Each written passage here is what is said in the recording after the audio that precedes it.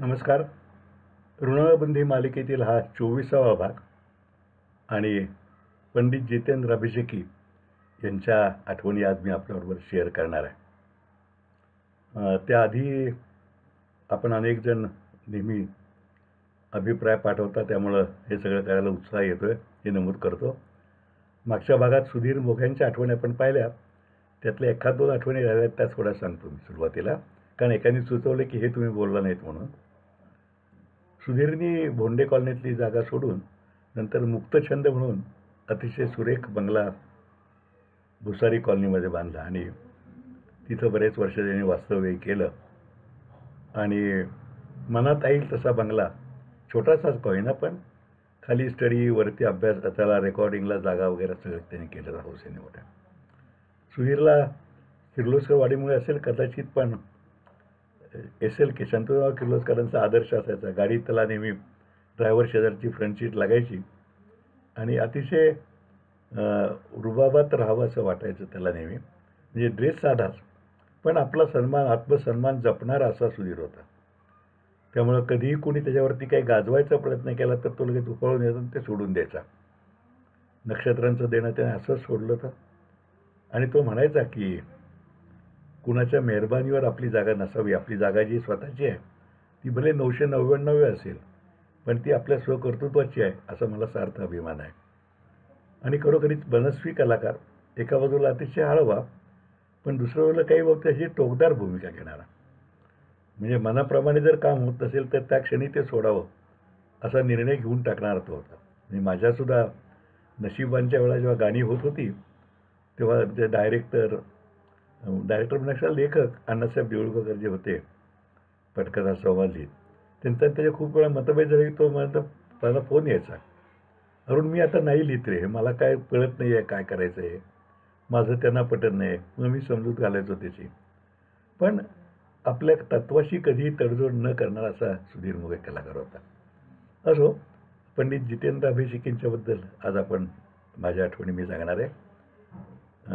पंडित जितेंद्र अभिषेकी मंगेशीचे तिथल्या जे पुरोहित वर्ग आहेत त्यांच्यापैकी त्यांच्या घरात जन्म त्यांचा झाला आणि संगीताची आवड, त्याचे वडील स्वतः उत्तम कीर्तनकार गाणारे होते, त्यांच्याकडे त्यांनी शिक्षण घेतलं आणि नंतर पुढे जगन्नाथ बुवा पुरोहितांच्याकडे रीतसर तालीम घेतली आणि अतिशय प्रतिभावंत कलाकार म्हणून त्यांचा नावलौकिक झाला.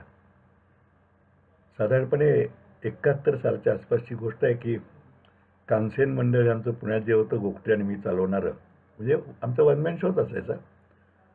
त्यात अभिषेकी बुवांचं गाणं आपण केलं अशी रुखरुख आम्हाला होती. म्हणून एकदा मी मुंबईला काही कामानिमित्त गेलो होतो, तेव्हा अभिषेकी बुवांच्या घरी गेलो होतो. ते दादरला राहायचे, मधुकर राऊत रोडला. माझे मित्र डॉक्टर लिमय होते, डेंटिस्ट. आम्ही गेल्यानंतर सगळं सांगितले, ओळख बिळख असं आहे तसं आहे आणि पुण्यात मला गाणं करायचं आहे आणि सकाळचे राग आपण करूया अशी मनात कल्पना. लक्ष्मी क्रीडा मंदिरमध्ये बुवांनी हो संमती दिली. साथीदार वगैरे कसे येणार, आदल्या दिवशी कुठे थांबणार वगैरे सगळं बोलणं झालं आणि बिदागीचंही बोलणं झालं. थोडी घासाघीस केली मी, पण ती जी बिदागी ठरली त्याप्रमाणे आम्हालाही मान्य झाली. आणि बाहेर पडल्यानंतर डॉक्टर लिमय मला म्हणले, अरे अरुण, ह्यांचा आवाज इतका पल्लेदार आहे, तानाबिना आपण ऐकतो यांच्या गाण्यातल्या, आणि प्रत्यक्ष किती हळू बोलत आहेत. ही खरी गोष्ट होती. बुवा अतिशय हळू बोलायचे. म्हणजे आमच्या लिमयांचा जरा कानाचा प्रॉब्लेम होता, त्याला ऐकूच येत नव्हतं निंब ठरलं. पण गाण्यावर बसल्यानंतर हे कुठं दिसायचं नाही. मग ठरल्याप्रमाणे बुवा आले पुण्याला. आमच्या नेहमीप्रमाणे वसंतराव पाटणकर आमच्या मदतीला होतेच, खाऊवले पाटणकर. तिकीट विक्री चांगली झाली आणि सकाळच्या रागांची मैफिल अतिशय सुंदर लक्ष्मी क्रीडा मंदिरमध्ये झाली. मैफल संपता गोगटे मला म्हणला की अरुण, आपण काय नुसतं काय व्यवसाय म्हणून करत नाही आहे, त्या कलाकारांची स्नेहजुळाव असा आहे. तर अभिषेक बुवांचं आपलं काही बोलणंच झालं नाही काही, म्हणजे अगदी औपचारिक आपलं हे मैफल झाल्यासारखं झालं. तर आता काय करूया, म्हणजे त्यांना जेवायला पण येत आहे का विचारूया का. म्हणलं विचार. मग मी अभिषेकी बुवांना विनंती केली की अवश्य आपण जेवायला येणार का आमच्याबरोबर. बुवांनी अतिशय गाणं संपल्यानंतर त्यांचा आवाज एकदम, हो काही हरकत नाही म्हणले.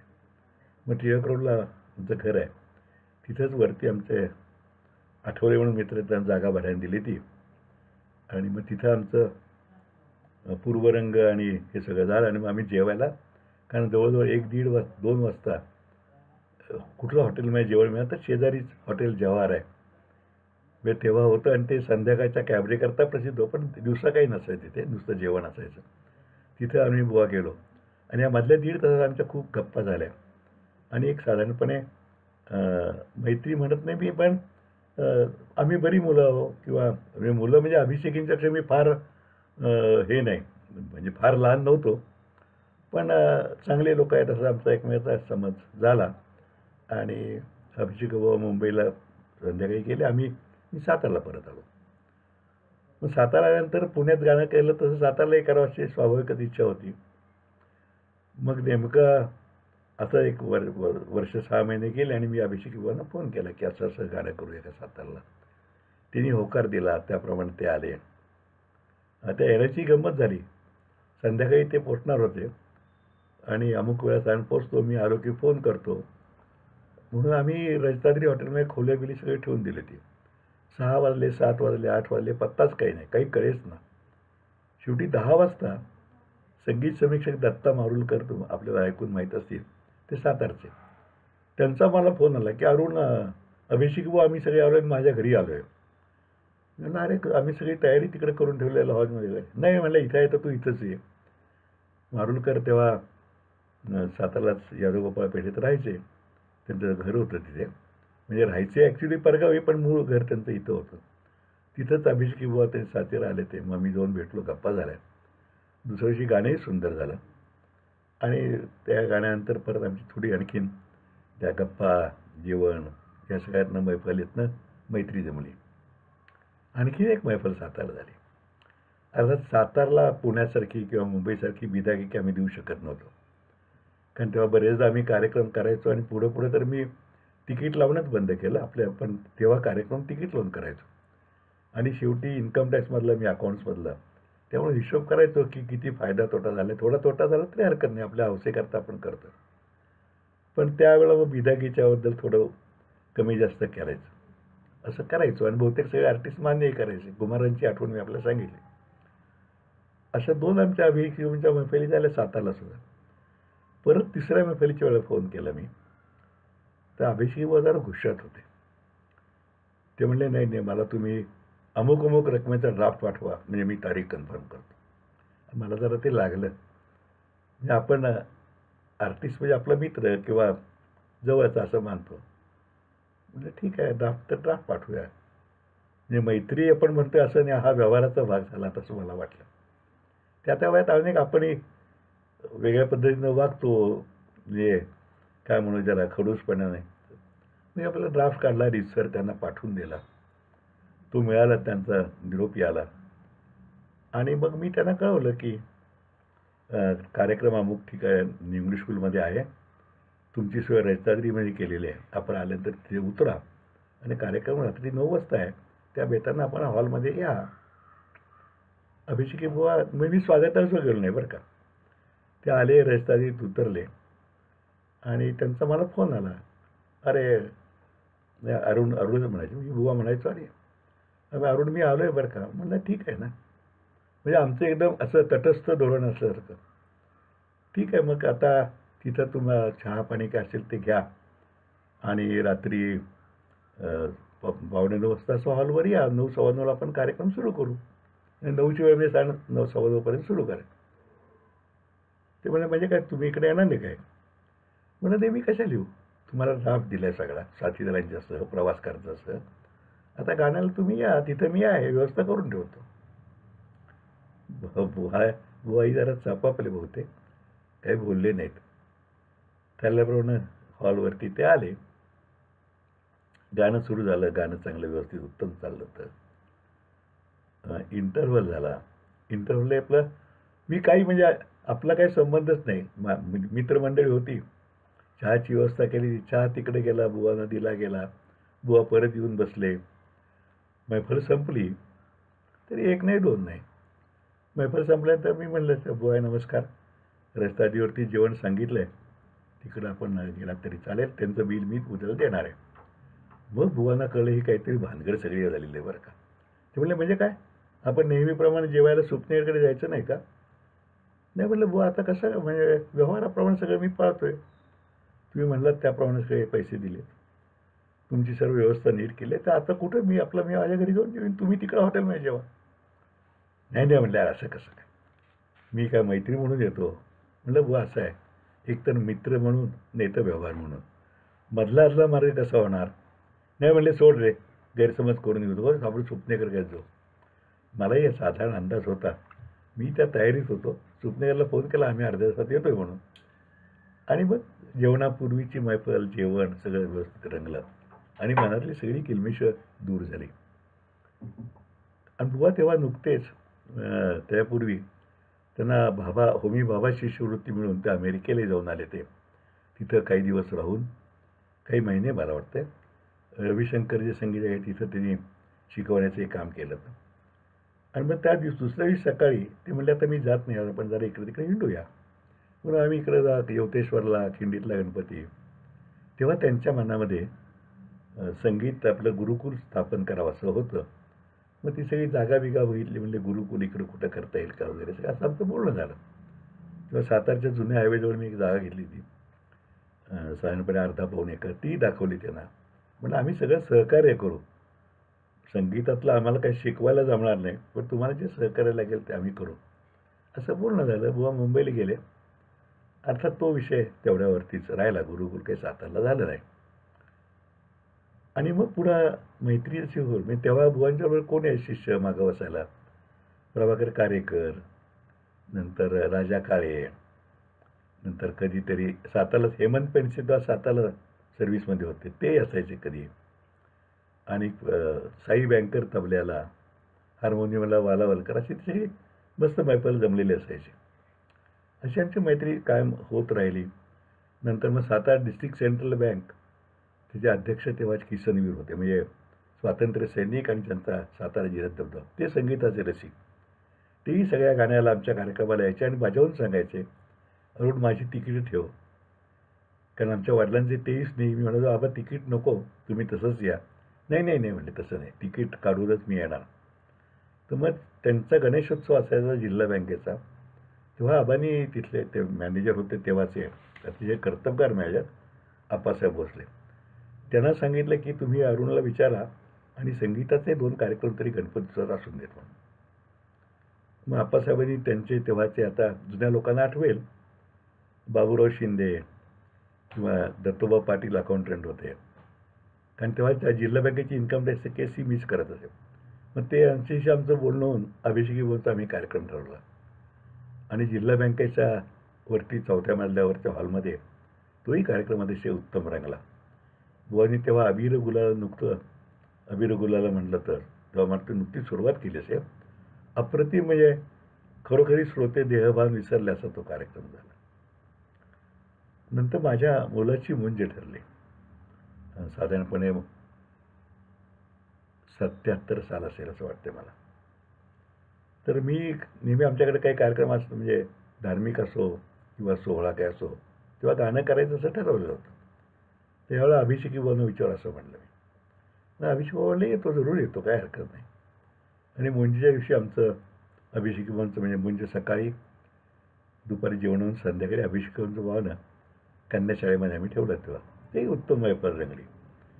मैफल रंगल्यानंतर कुणीतरी अभिषेकी बुवांना, त्यांची इकडच्या भागात बरेच मित्र होते, म्हणजे कोल्हापूर भागामध्ये गणापुराणी किंवा देशपांडे म्हणून कोणतरी 1-2 जण यायचे आणि ते त्यांच्याच बरोबर शिकायला वगैरे असल्यामुळे अरे तुरेच गप्पा चालायचा. गणापुराणी काही काळ सातारला वॉटर वर्क्समध्ये इंजिनियर म्हणूनही होता, त्यामुळं अभिषेकी बुवा आले की तोही बरोबर असायचा. तर त्यातल्या कोणीतरी खोचं पण, काय अभिषेकी बुवा, आता मुंजीच्या दिवशी गायलात, आता काय म्हणजे आता काय तुम्ही अशा कार्यक्रमात गायला लागला का काय. अभिषेकांनी उत्तर दिलं, म्हणजे मागचा प्रसंग कुठे आणि आज यावेळेला अभिषेकांनी दिलेलं उत्तर. अभिषेका म्हणाले, अरुण गोडबोले माझा मित्र आहे, त्याच्या मुलाच्या मुंजीत मी गायला आलो, ते मित्राच्या मुलाच्या मुंजी करता म्हणून आलो, आणि तुम्ही असं म्हणलात तर खरंच उद्याला कोणा मित्राच्या घरचं बारसं असलं तर पाळणं म्हणायला सुद्धा मी जाईन. म्हणजे एका बाजूला काही काळ असलेला तो तणाव, ताण आणि हा पुढच्या बाजूला अतिशय जिव्हाळा, हे दोन्ही रूपं अभिषेकी बुवांची मला पाहायला मिळाली. दुसऱ्या बाजूला अभिषेकी बुवांची नाटकं अतिशय गाजत होतीच. अतिशय म्हणजे केवळ उत्तम गायक नाही, तर संगीत दिग्दर्शक म्हणून फार कमी गायक काम करू शकतात. ती क्रिएटिव्हिटी जी आहे, ती सृजनशक्ती आहे, ती फार कमी लोकांची असते. बुवांनी त्याचा पुरेपूर प्रत्यय नाट्यरसिकांना दिला. मत्स्यगंधा किती नावं सांगावीत. कट्यार काळजात घुसलीत संगीत बुवांचं. लेकुरे उदंड झाले म्हणजे तर ते वेगळ्या त्रियार्थचा प्रयोग केला होता. अजून माझ्या लक्षात आहे की श्रीकांत मोघे आणि दया डोंगरेंनी ते इतकं नाटक रंगवलं होतं की बोलायची सोय नाही. अहो या गोजीरवाण्या घरात माणसांना लागले खूळ आणि यातली गोम अशी आहे की आम्हाला नाही मूल. फार सुरेख दोघंही म्हणायचे आणि त्याच्यामागे मुख्य अभिषेकी बुवांचं संगीत होतं. काम करणारा कलाकार कोण असेल त्याच्या गळ्याला पेलेल, तो रंगून गाईल, अशी त्यांची संगीत रचना असायची. आणि कट्यार तर या सगळ्यावरती कट्यार म्हणजे मुकुटमणी आहे असं वाटतं. अतिशय म्हणजे ज्याला म्हणू की प्रतिभा संपन्न संगीतकार असं बुवांचं वर्णन करता येईल. बुवांच्या नंतर काही काळ ते मुंबई सोडून लोणावळ्याला येऊन राहिले, पण ते लोणावळ्याला काही त्यांना सूट होईना. म्हणजे शेवटी असं आहे ना की कलाकार कुणीही झाला तरी त्याला जायला यायला सोयीस्कर जागा, लोकांना यायला सोयीस्कर जागा लागते, म्हणून परत मुंबईला गेले आणि नंतरच्या काळात ते पुण्याला येऊन राहिले. मला स्वतःला नेहमी असं वाटत राहिलं आहे की बुवांच्या गाण्याला म्हणावं असं जे श्रेय मिळालं पाहिजे रसिकांचं, तितकं त्यांचं मिळालं नाही. म्हणजे गायक म्हणून, पण गुरु म्हणून बुवा किती थोरते. तर आज जे गाणारे बहुतेक लोक आहेत ते बहुतेक बुवांच्याकडे शिकलेले आहेत. प्रभाकर कारेकर, राजा काळे, हेमंत पेंडसे, देवकी पंडित, अजित कडकडे, ही सगळी बुवांची शिष्य परंपरा आहे. कारण गाणं एक वेगळं आणि शिवाय शिकवणं वेगळं त्यात असणं आणि शिवाय संगीत दिग्दर्शक असणं, असं बुवांचं त्रिविध व्यक्तिमत्व होतं. बुवांचा स्वतःचा मुलगा शौनक, तोही किती तयार झालेला आहे. या सगळ्यामध्ये मधली गंमत सांगायची राहिली. सुधीर मोघेच्या वेळेला मी सांगितली ती की मी पहिला सिनेमा जेव्हा 86ला करायचा होता, बुवांचं संगीत घ्यायचं ठरलं. पण बुवांची माझी गाठ पडली नाही. बघ, सुधीर मोघेनेच गीत आणि संगीत करायचं ठरलं. ते मी मागच्या सुधीरच्या आठवणीत सांगितलं. पण जेव्हा सिनेमा पूर्ण झाला, सातारला आम्ही त्याचा प्रीमियर केला आणि पुण्यात लावायचं ठरलं, तेव्हा माझ्याही मनात हे डाचत होतं की बुवांना आपण विचारलं पण ते योग नव्हता. म्हणून मी बुवांच्याकडे गेलो. बुवांना म्हणलं, बुवा असा असा सिनेमा माझा लागतोय, संगीत तुम्ही करायचा योग नव्हता, पण प्रीमियरला तुम्ही आणि वहिनी विद्यावहिनी दोघांनी यावायची इच्छा आहे. बुवांनी कुठल्याही मनात किलमिश न ठेवता भावनीवाला स्टॉकरने प्रीमियरला बुवा आवर्जून आले. आवर्जून आले एवढंच नाही, तर सुधीरचं त्यांनी कौतुक केलं की तुझी गाणी तर चांगली आहेत, पण तू चालीसुद्धा त्याला अगदी जशा पाहिजेत तशा दिलेल्या आहेत. म्हणून सुधीरलाही त्याचा मोठा आनंद वाटला होता की बुवांच्यासारख्या प्रतिभावंत संगीत दिग्दर्शकांनी आपली पाठ थोपटली असं. पण मला खरं खरं राहून राहून असं वाटतंय की जर तेव्हा तुम्ही चित्रपटाला संगीत दिलं असतं, वेगळी गाणी झाली असती, सांगता येत नाही. पण चित्रपटसृष्टीमध्ये बुवांचा आणखीन एक वेगळा पैलू प्रकाशात आला असता, असं मला सातत्यानं वाटत राहिलं. शेवटी आपल्या हातात काही नसतं, नियतीचे योग असतात. पण हा योग आला असता तर आणखीन एक वेगळं आयाम प्राप्त झाला असता असं मला स्वतःला वाटतंय. बुवांना सरकारने पद्मश्री देऊन त्यांचा गौरव केला. संगीत नाटक अकादमीची फेलोशिपही मिळाली. शिष्य सगळीकडे पराक्रमी होत चालले. ते मुलगा तयार होत चालला होता आणि बुवा पुण्यातच राहायला आले. ते स्थैर्य म्हणून त्यांचा बंगला कर्वेनगरमध्ये आहे तिथे. पण मला असं वाटतं की हो, एक आठवण सांगायची राहिली.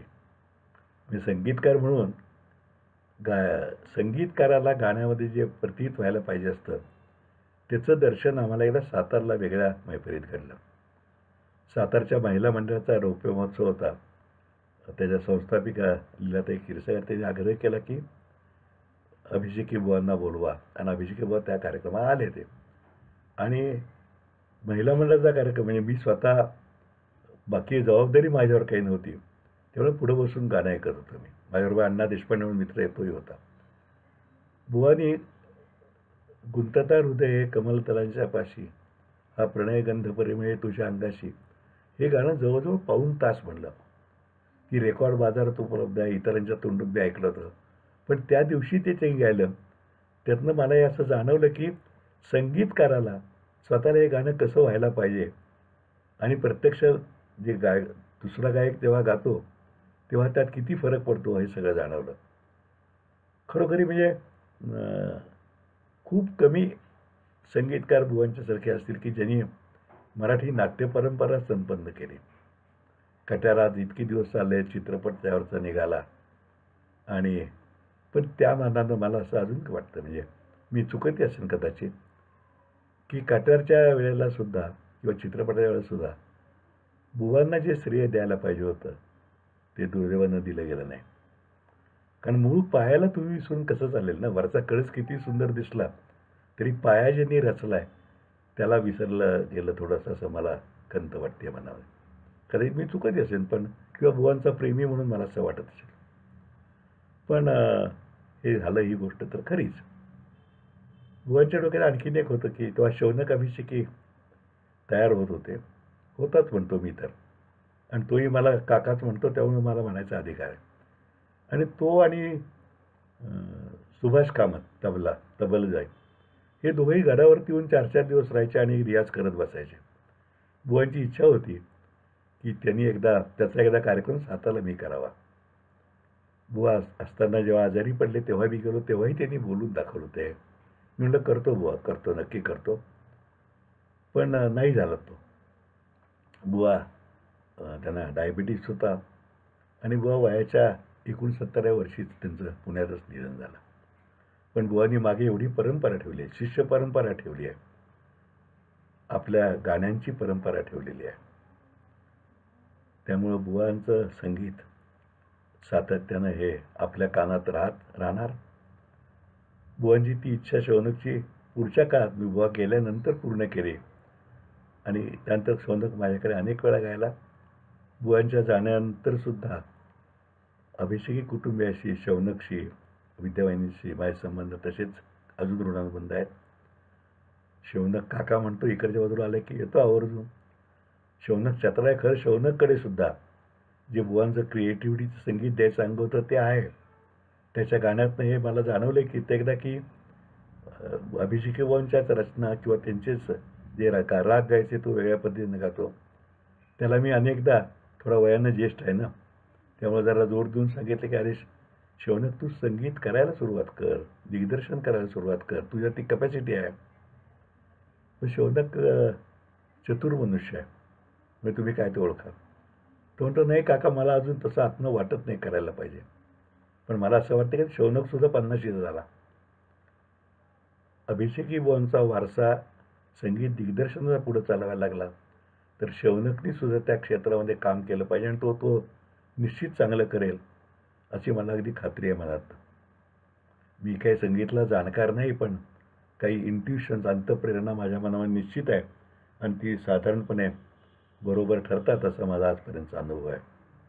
तेव्हा बुवांना आदरांजली वाहताना शौनकलाही मी हे पुन्हा आवाहन करेन की शौनक, आता तुझं गाणं तर उत्तम आहेच, पण त्याचबरोबर गंभीरपणे याचा विचार कर, आणि बुवांचा तो वारसासुद्धा, जसं गाणं समर्थपणे पुढे चालवलेस तसं संगीत दिग्दर्शकाचा वारसासुद्धा पुढे तू द्यायला पाहिजे असं मला वाटतं. आजकाल फ्युजन म्हणून एक नवीन प्रकार निघालेला आहे. मध्यंतरी एका गायकावर खूप टीका झाली, ती रास्तही होती.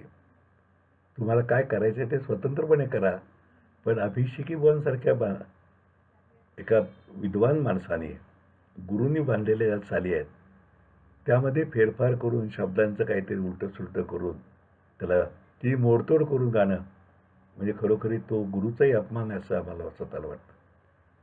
तर या निमित्तानं मला एवढंच शौनकला पुन्हा बजावायचं आहे की हा वारसा तू पुढं जपला पाहिजेस. या निमित्तानं अभिषेकी बुवांचं मी एकदा पुन्हा पुण्यस्मरण करतो.